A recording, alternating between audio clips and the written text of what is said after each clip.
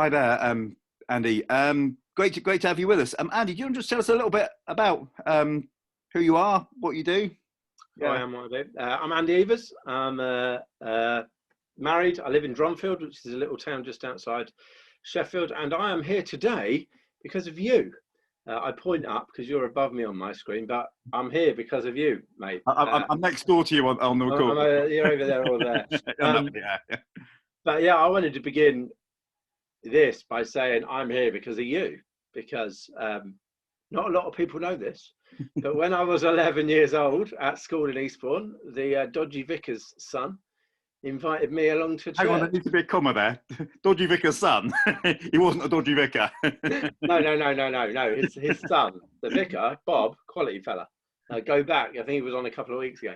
But yeah, I'm here because you, mate, invited me to church, and then I came to All Souls, and people were lovely and kind and prayed for me and supported for me for years and years. And I came to faith there, and I am who I am now. I'm married to a wonderful wife because of you. But yeah, what do I do now? I'm a families, youth and children's ministry leader at a Baptist church in Dronfield. So that's my day job. That pays the bills. And then the side bit that I do, I set up a charity. I set up a charity about 10 years ago called Life Dronfield CIO, and it's a Churches Together charity working with a load of churches in our locality and looking to basically do ministry out into our community. We're in the process of buying the parish church halls and converting them, and going to be doing just mission, because we've found that in our community, lots of people like the people at the church, but they won't come through our doors into the building. So we're opening a community centre. We're missing that in the town, and it's a place for just the community to come in, meet us, but for us as church to meet them and then lead them on that journey and lead them to the Lord, and then wherever He takes them. So you're creating a sort of a neutral space, a hub that people can come, a place where people can feel welcome. Yeah, totally. But then we do other things out from that. So this Christmas we've shoved out 150 care packages to the lonely and the isolated in the town. I love my youth work, and unfortunately the town's detached youth work stopped about 3 years ago, but we're starting that. We were starting it all back up after Easter of last year, and of course COVID's kicked in. So everything's sort of put on hold, but we'll be going out on the streets doing essentially sort of street pastor stuff, but without the moniker of street pastors, I guess. Interesting, actually. Yesterday we did an interview which is going to feature either today or tomorrow with a guy, AJ, who does a lot of detached youth work, and how interesting it is doing that in the middle of COVID. It's been quite an interesting challenge, although where he works there are still kids hanging around, because I think sometimes in his area kids would rather be on the streets than at home, but Yeah, and similar for some of the kids here. Unfortunately, it's the difficulty, and it's being seen to be doing the right thing. As much as I'd like to go out and engage with our young people, it's very difficult with lockdown. How will it look? No, you've got to be. I totally see both sides of the argument. No.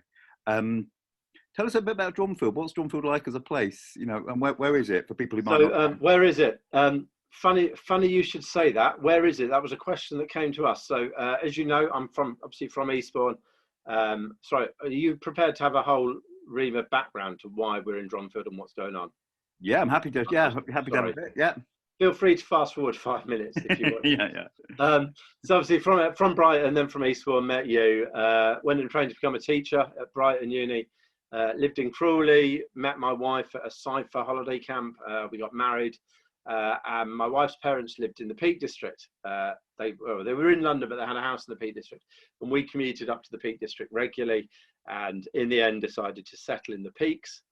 And I was teaching in a sink estate in Sheffield, primary school teacher, and ended up being a deputy head. And we were in a place called Eyam, which lots of people know about Eyam. It's the plague village. It's where during the Black Death they closed the village down, and I think about 60-70% of the village died. But I did a load of the youth work there, and my wife led worship there, and we were there at that church. But we felt on our heart that God was calling us somewhere new. And it was a funny conversation with my wife of going, I think God's maybe saying we need to leave the Peak District. And she was like, I'm feeling exactly the same. And it was like, well, why would God move us from here? We've got a wonderful church. We just had our first son, and we loved our house. Why would we leave? But we prayed and prayed, and we shared with our home group. And then two different sets of couples came to us and said, from our home group, who knew we were thinking about going, and they just said, yeah, we've been praying for you, and have you thought about Dronfield? And these were two couples independently of each other. They'd said, had you thought of Dronfield? And I was like, I've heard of this place, don't quite know where it is. Got out my map. I think it was before we had Google Maps easily on the phone, or had a look, and there is Dronfield. It's right between Chesterfield, known as Ches Vegas, and Sheffield. So actually, from the house we're in Derbyshire. Dronfield is Derbyshire, but it's only just. I can see over the border into the north, but we are in the Midlands. I'm not a northerner, Youre, but I do speak Northern, and I understand and can translate. But no, so I was working in Sheffield at that point. So we felt really, it was like, okay, these people have said Dronfield. So it was like, right, well, before we do this, we need to find a church.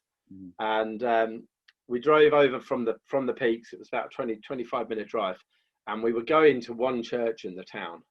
We'd been online, we'd gone through all the websites, seen the church we were going to go and try. And as we drove over, we prayed together. And I just said to Bex, look, my wife, I really feel we should try another church in the town. It was that church that, do you remember the picture of old ladies on their website? And Becca was like, well, all right, if you feel God's saying that, then let's do it. Next week, we can come and try the church we were going to go to. So we got to this church, parked outside, prayed. It was like, okay, God, if this is the right place, you need to make it really clear. And Bex just said, I think God's going to, she goes, I really feel that we're going to be welcomed, but overtly welcomed and invited out. And it was like, well, okay, we'll leave that with you, God. If that's what you want, we'll see. So we walked into this church about 15 minutes before the service. And by the time the service had started, we'd have been invited out for dinner by 3 different sets of people. And it was like, well, okay then, big man's in here. Yeah. So yeah, we sold up, moved to Dronfield. Since we were at that church for a period of time. We moved about 6 years ago. Tough decision, but we moved churches, and we're really settled in at the Baptist church now. The town's got a few outlying villages. The town itself has got about 20,000 people. It's quite small. And we've got basically the main dual carriageway between Chesterfield and Sheffield has got a huge flyover, and sort of the road goes above the town, cutting right through Dronfield. So there are 16 churches in all. 5 Anglican churches, a few Methodist churches, a Baptist church, a couple of independent churches, Catholic church, and just as a town, the church just works together as much as we can. Yeah. So yeah, that's Dronfield. And then yeah, I was teaching. My story, bit of background. I was teaching, primary school teacher, deputy head teacher in the end. I ended up stepping out of that. It was just not conducive to family life. And then the church that we were at, Dronfield Baptist, had a role, families, youth and children's ministry leader. And I've always done youth work since me and you, since I became a Christian. We used to lead a Sunday school. I don't know why they'd let us lead a Sunday school. I think thinking back, I think there's a bit of a step of faith that in setting some quite young Christians do have quite a lot of responsibility, really. But I mean, I think in one sense it was probably for me, it was one of the makings of me, I think, and probably for you as well. It was quite an important step in my spiritual journey. A huge step to being trusted. And I think probably I should have been maybe more controlled and had more support with that. But yeah, no, it could have done it. They could have done it a bit better, I think. But even so, and taking risks that led into other things, certainly. So yeah, I've always done youth work on the side, and then sort of the church said, look, we've got this role. And I was like, well, that's right up my street. Families and children's work. Children, I'm primary school teacher, I can do that. Youth work, I can do that. Families work, not too sure. Don't really like adults. But yeah, that was 4 years ago. And actually, amazingly, my ministry that I work mostly in now is the families work, and that's where we're seeing big growth currently in our church. Yeah.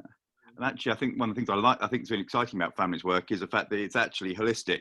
Is actually, for often we break people up into, oh, I work with this age group, but then people grow up and families are more, and issues are more complicated than just the one person. You almost actually, by working with the whole family or working with a whole cohort, it's actually more of a holistic way of working, because everybody affects everybody else, and actually to be working with everybody makes more sense than just working with like a kid here or a kid there. So I think, you know, seeing people as whole people, I think is, yeah, the more we do that in ministry, the better, I think, because too often it's people are segmented into little groups that isn't helpful actually. Yeah, joined up ministry, and sort of my role is I was the worker. I'm now the ministry leader, and they're very different parts. I think the youth, the worker title and moniker within churches is sort of, I think, one of the past.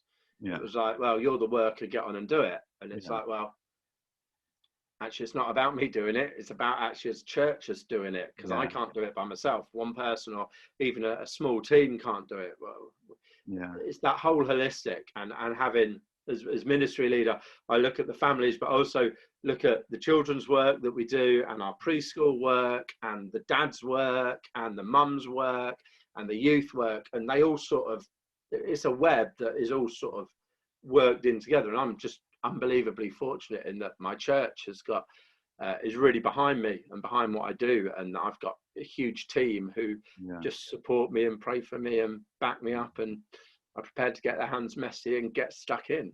I mean, the team thing is, you're right. The word worker has this sort of idea of almost a person who does it all. As actually, what we need as in ministry, I think, is to say, no, we do it together. And actually, I'm here. I'm hopefully a catalyst. I'm hopefully here to support you. I'm hopefully here to enable stuff to happen. But what's important to say, it's a we rather than a you. And I think actually the we is much more the image of the body of Christ. That it's much more actually a biblical image than the idea of, we employ a worker, we tell you what to do, and you run around like run yourself ragged, running around like a headless chicken. I was going to say. No, and I came into the role of had a very clear, defined sort of view of how I wanted it to work. Yeah. And how I wanted it all connected. I've done mission-shaped ministry. I was in the first cohort in Sheffield about 10 years ago. Yeah. And part of that, and I think the guy, Andy Milnes, is it Andy Milnes, who I think you had a video yesterday, exactly what you were saying here about funneling and all of that. And it's all about being joined up, but equally offering people places to come and engage with us as church. More importantly, engage with the Lord where they are, and sort of have those stepping stones. I think you had said that whole, it's a huge step from knowing the church to suddenly going to a church service and having those steps.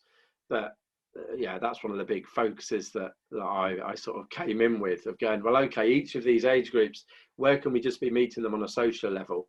Where can we be introducing the Lord, and where can we then be going, okay, this is full on church, however that looks. But for each age group. And that's a challenge, because it's running 20 odd groups. And that's but we're seeing results. Fruit, whatever that means. Does that mean how many people we dunk or splash with a bit of water? I don't know. I don't think it is. But I think actually that's one of the huge, great big questions. Actually, the church has never.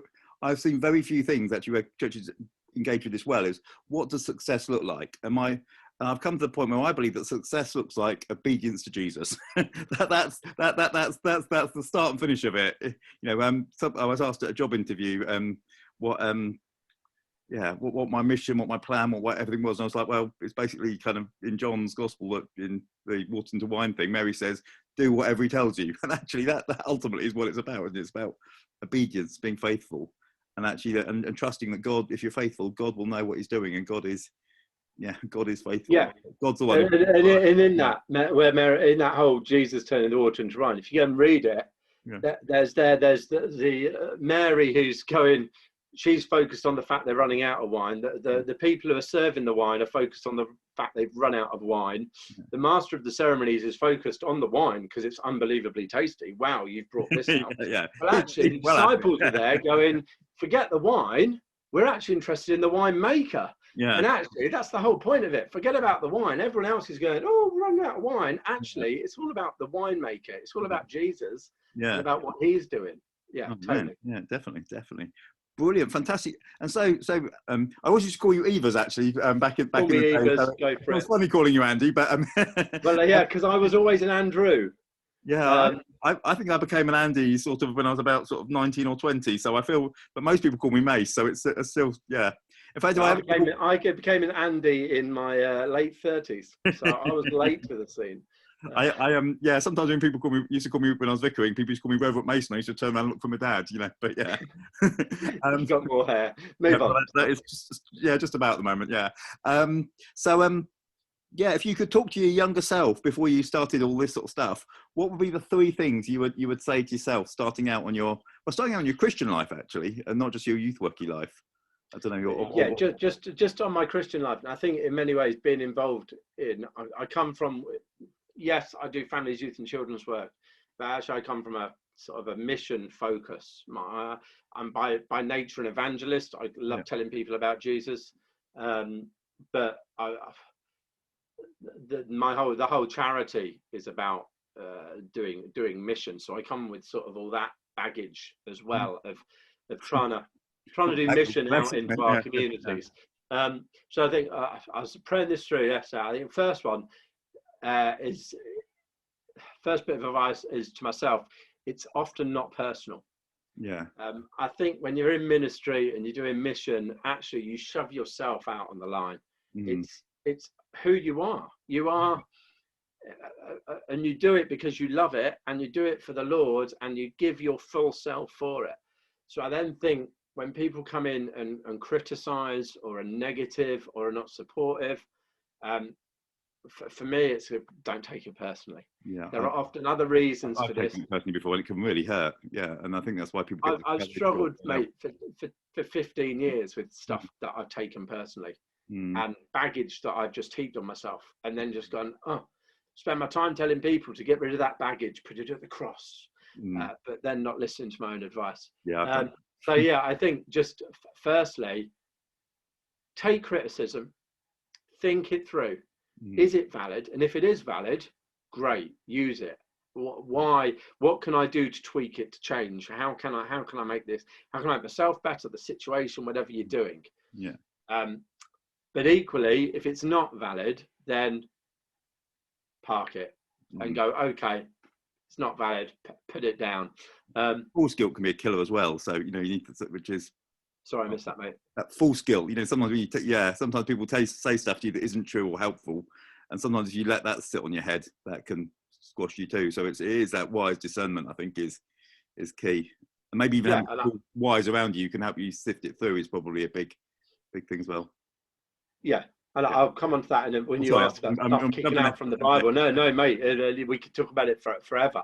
The hurt that you feel in ministry at times, but just don't take it personally. And it's often there are lots of other issues at play. So that would be the first thing. I think secondly, it would be patient.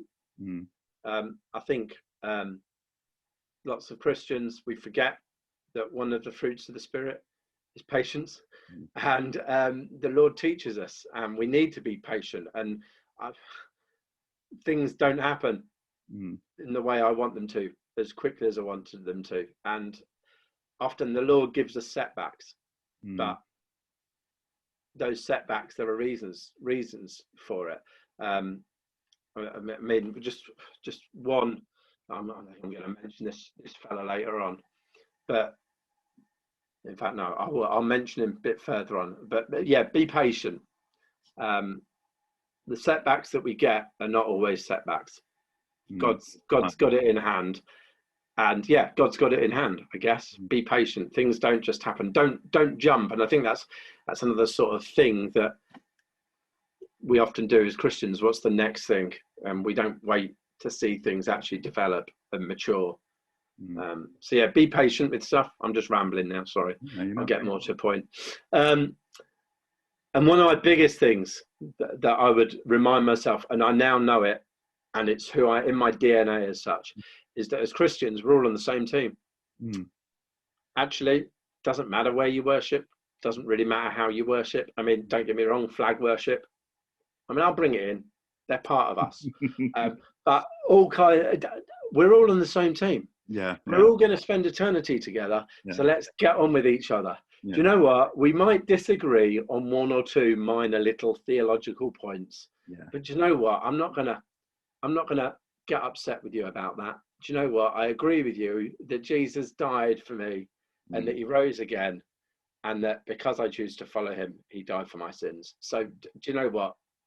I know you Anglicans have your things that you know how to say it, and I don't. But we all believe in that. Yeah. And you know what? Then get on with each other. Don't have a go at each other. I remember I'd never listened to Radio 4, but I was actually in my in-laws' car, and they were listening to Radio 4. This is years ago. And I think it was a Baptist, a Methodist, and an Anglican, and then a Catholic. Yeah. And it sounds like a really bad joke. Yeah. But they were basically just arguing with each other. And it was like, what? I hadn't been a Christian. I've been a Christian a while. I probably wasn't a mature Christian. Am I a mature Christian now? I don't know. But it was like, what are they doing? Having a go at each other? Yeah. What kind of family is this? Yeah. Yeah. What are they looking like? Anyone looking in on this is going, oh my days. Whereas I love in Dronfield, the charity I run is a Churches Together charity. We got people from all different churches in our town. Out of the 16 churches, we've got supporters from all of those churches. And the vast majority of those churches are actively involved in what we're doing, financially, prayer. All churches are involved, praying for us. And it's just like we're so much stronger when we do it together. Yeah. And I look at it like a race. I think often on a 100-meter sprint, you've got 4 people on that line. The gun goes, 4 people race off. But after 100 meters, it's all over. They've done it by themselves and it's all over. It'd be much better if those 4 work together as a 4x100-meter relay team.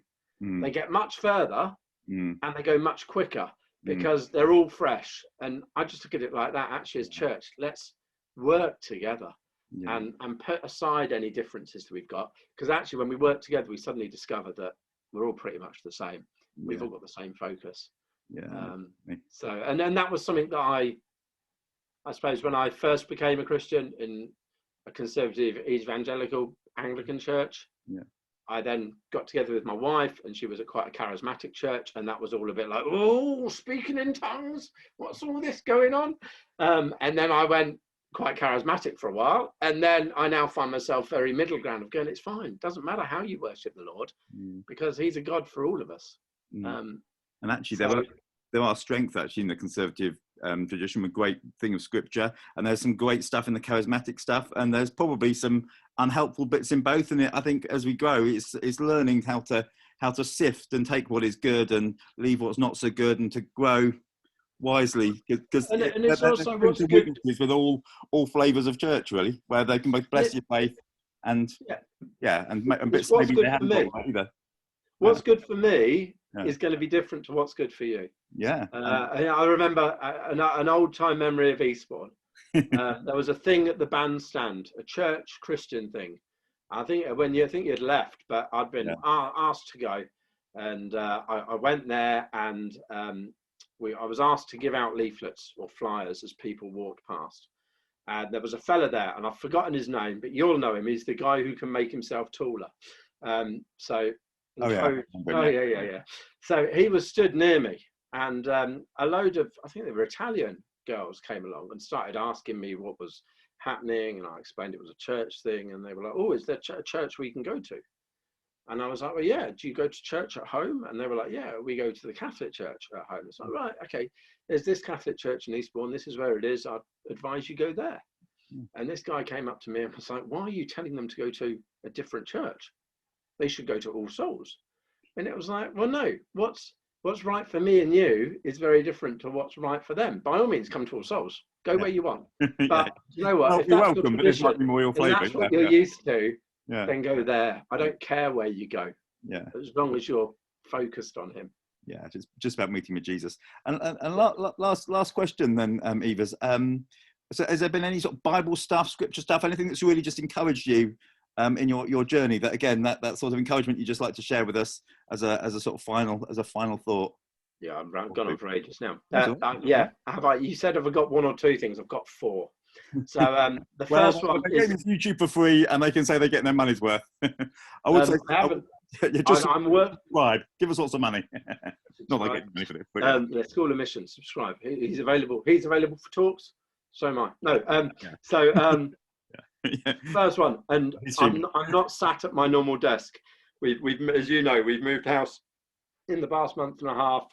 Moved in with my wife's parents to help support with my wife's mum's care. So my usual desk, obviously I'm not at church at the moment, is in a corridor, and we're homeschooling. So I'm in my bedroom, so I haven't got any of my books near me. But the first thing I just wave is my Bible. I got given a life application Bible from John and Liz Harmon. I need to talk to you later about them because I don't know where they are or what they're up to anymore. But they gave me, when I first became a Christian, a life application Bible, and it is falling apart. It is falling apart at the seams, but I still have it. It's my home Bible, and I still have it next to me. And they wrote in there, Jeremiah 29:11, for I know the plans I have for you, declares the Lord. Now, that verse has stayed with me forever. And yes, I know it's the most taken out of context verse. It's said to God's people, basically, you've got another 70 years before it's going to get any better. And the you in there, I'm down with the Bible now. The you in there isn't a singular, it's to the people of Israel. But I've held on to it. I've even got it tattooed on my arm. Personally, for me, I hold on to that. God has got a plan for me, but God's got a plan for us all. And actually, let's put this in context. It might not always be easy, but God's got a plan and God's in it. And yeah, for those people, that plan didn't come into fruition for another 70 years. Yeah. For me, the plans might not come together for another 10 years. The charity I'm working that I've set up, I started 11 years ago. And we still haven't got a building. We're nearly there. I've got a loan application going in to the Yorkshire Baptist Association next week to try and get loan some money from them to buy this building. Sorry, yeah, please pray. Yeah, stuff isn't done straight away.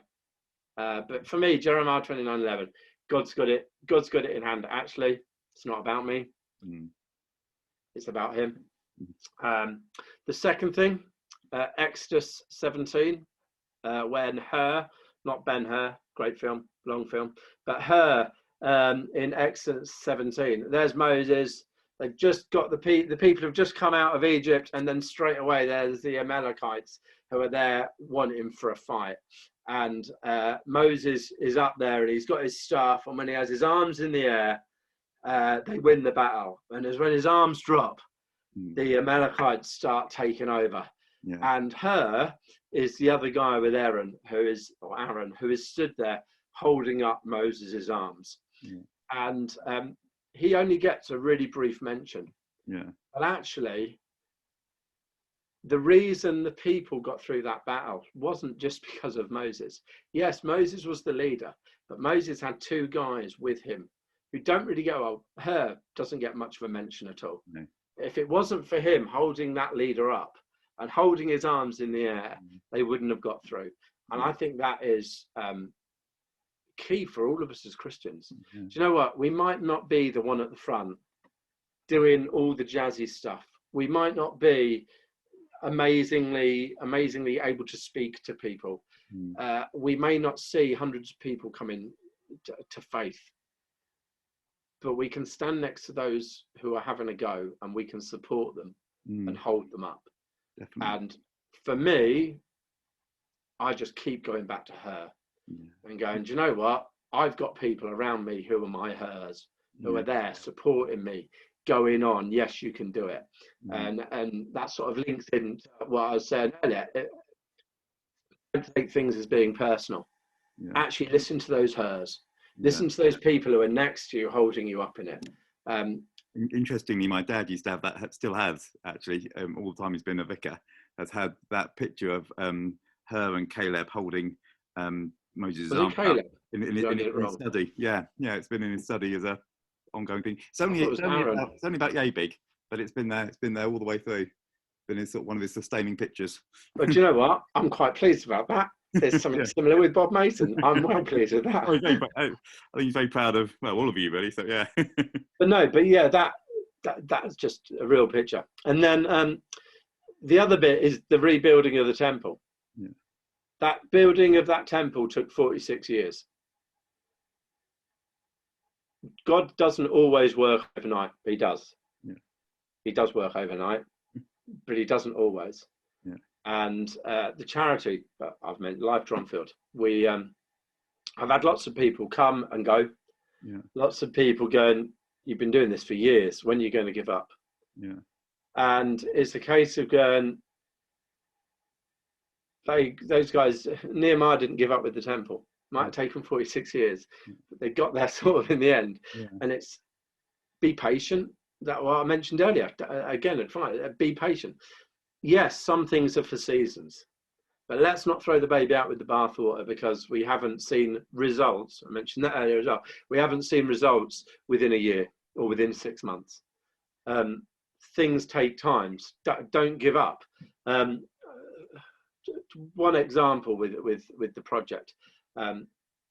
We've got some lovely trustees, and one of my trustees, her daughter, was interior designer, or is an interior designer, up in Leeds, and we're sort of in the process of purchasing this building, and she had come and drawn pictures of what it could be like, and it was like, wow, this is amazing. This is just what we need. And it was summer, two and a bit years ago, and end of July, she sent me an email and said, look, Andy, I'm moving jobs and I'm going to be working somewhere else. I'm not going to have the chance to do all your architecture stuff for the project. I'm really, really sorry.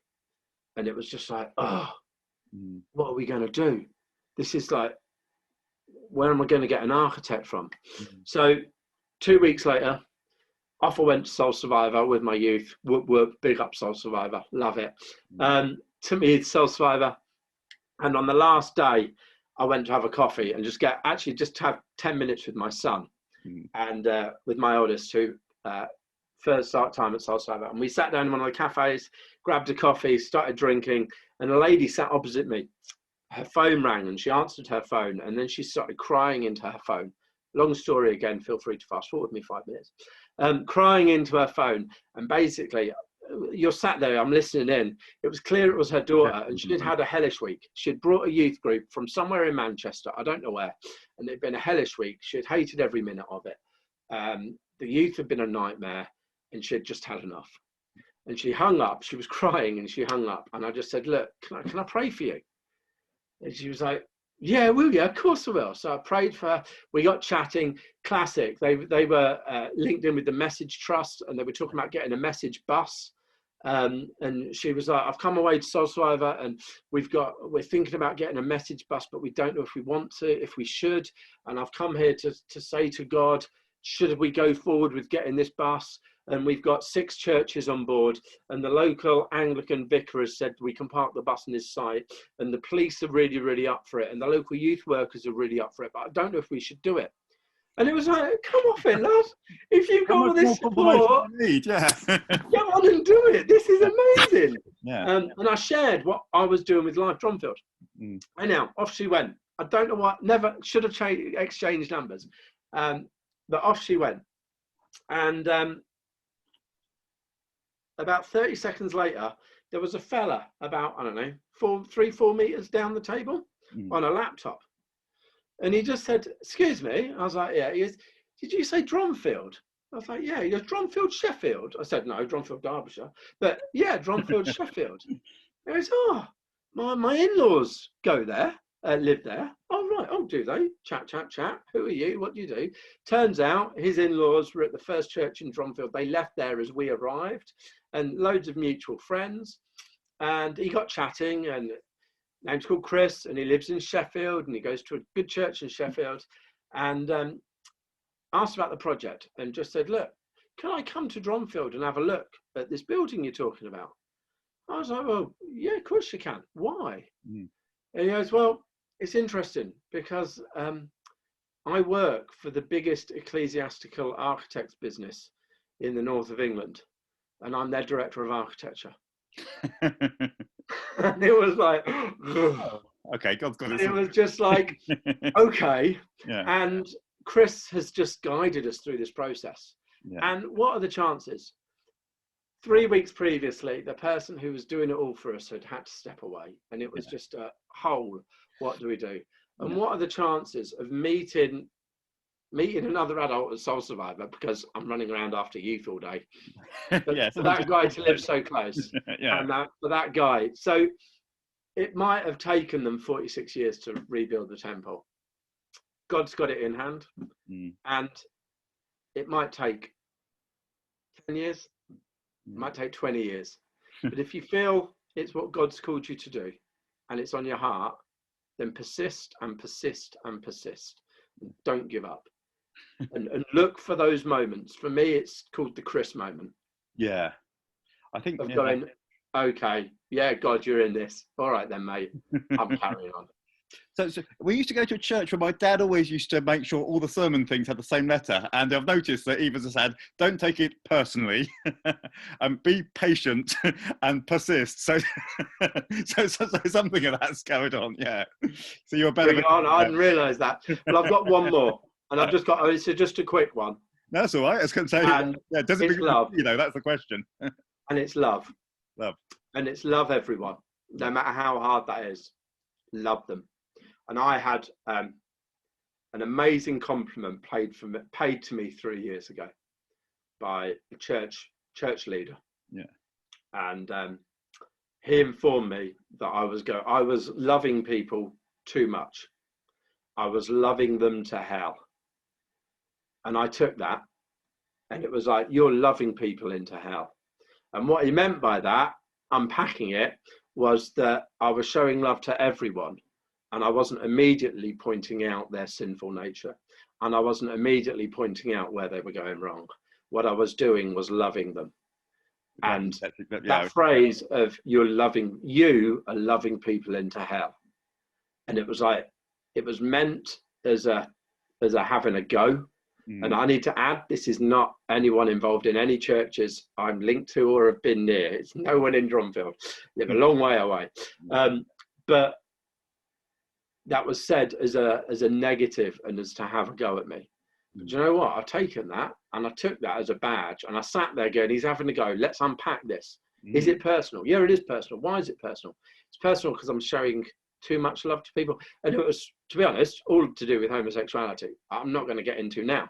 But it was just a case of going, do you know what? I'm going to love people into hell. Do you know what?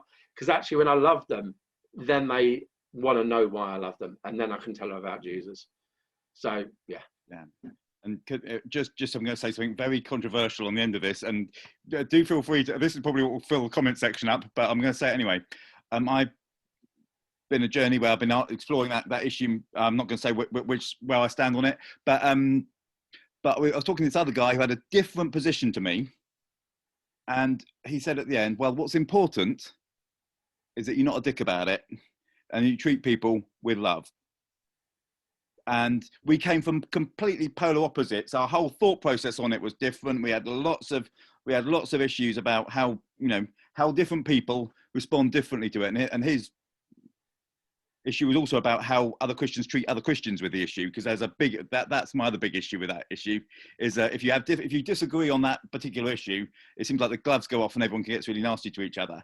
But he was saying, actually, let's not be a dick about it. Let's love one another, which means everybody, not just people who are in the LGBTQ plus community, but other Christians as well. It's a question to love and love some more, and love them especially if you disagree. Love them especially if what they say winds you up, or you feel like you ought to be saying something and you're not, whatever. Just think love. We had a gay couple come to our church for a while, and they were a lovely couple. And one of the biggest challenges I had was actually chatting to people who were part of the church and trying to challenge them not to go in all guns blazing and be all judgmental, but actually, no, actually we're called to love people. We're called to love people. That's got to be your first port of call, rather than actually telling them, if you give them an earful, they'll just leave. And these are people who are coming to find out more about Jesus. We don't want to discourage that. Well, it's all about meeting Jesus rather than being pushed further away. So that's me going off my soapbox. Well, that's fun. I'm the Lord will judge me. Yeah. The Lord will judge us all. Yeah. And do you know what? My secret sin is my secret sin, but it's not a secret with him. Yeah. And we all fall short. Yeah. So do you know what? Just love people. Yeah. Just and it is that. It's that. Again, we're all on the same team. Yeah. Do you know what? We can clash on things like this. Let's not. Yeah. Let's go. We might disagree. Yeah. But let's have a united front in that we love the Lord. Yeah. And we might disagree, but I still love you. That we need. If the church can learn to say yeah.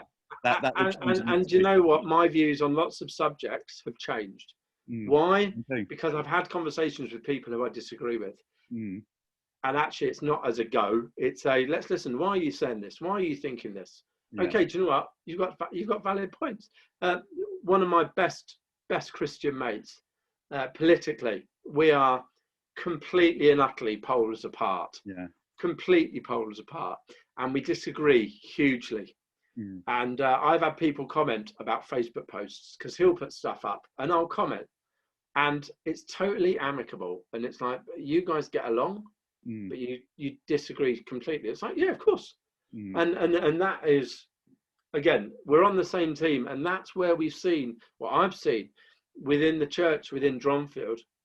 People go, you what?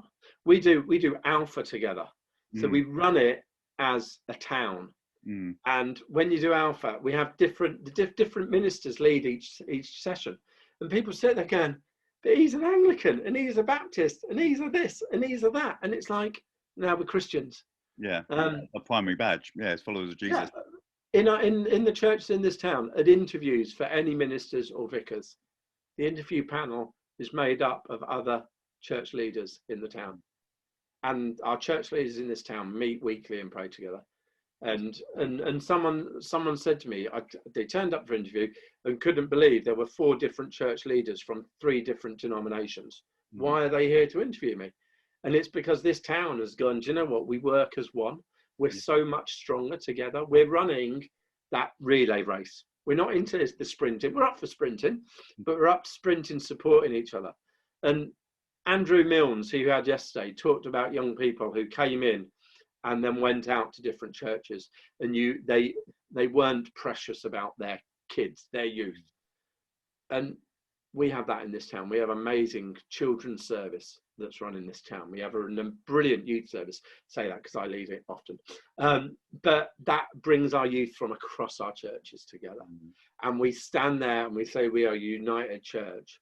But you are part of your church, your home church. Yeah. That's where you're pastorally responsible to. Yeah. And they're pastorally responsible for you. But we come together fortnightly, but we go back to equip our own churches. Yeah. And yeah, we're so much stronger for not building up our own little walls, building our little castles. We're trying to build a kingdom for him. We're not trying to build our own little things. Yeah, one thing I found really impressive in Poole is that they have a messy church happens at lots of different churches, and what they worked out between them is that they have a different messy church on every Wednesday of the month. So there's one lady who I know. She takes her kids, and she's got quite a few kids, and she takes them on the bus. And so it's a bit of a big commitment for her. She goes to church with her kids, and bear in mind that sort of because custody and dads and all that sort of stuff. I mean, hasn't always got all the kids at the weekend. I mean, she's at a church every week because the churches have decided to work together and not compete. You know, complement rather than compete. I think is a good way right. to end on. And it's being honest and open with each other as church leaders. I've had calls, a couple of calls from people in my role at other churches going, Andy, just so you know, this member of your youth group turned up at our church this Sunday morning. And it's like, yeah, he's quite interested in that girl. But equally, when you have them, I've had guys come to my church, it's like, why are you here? Why are you coming to our church on a Sunday morning?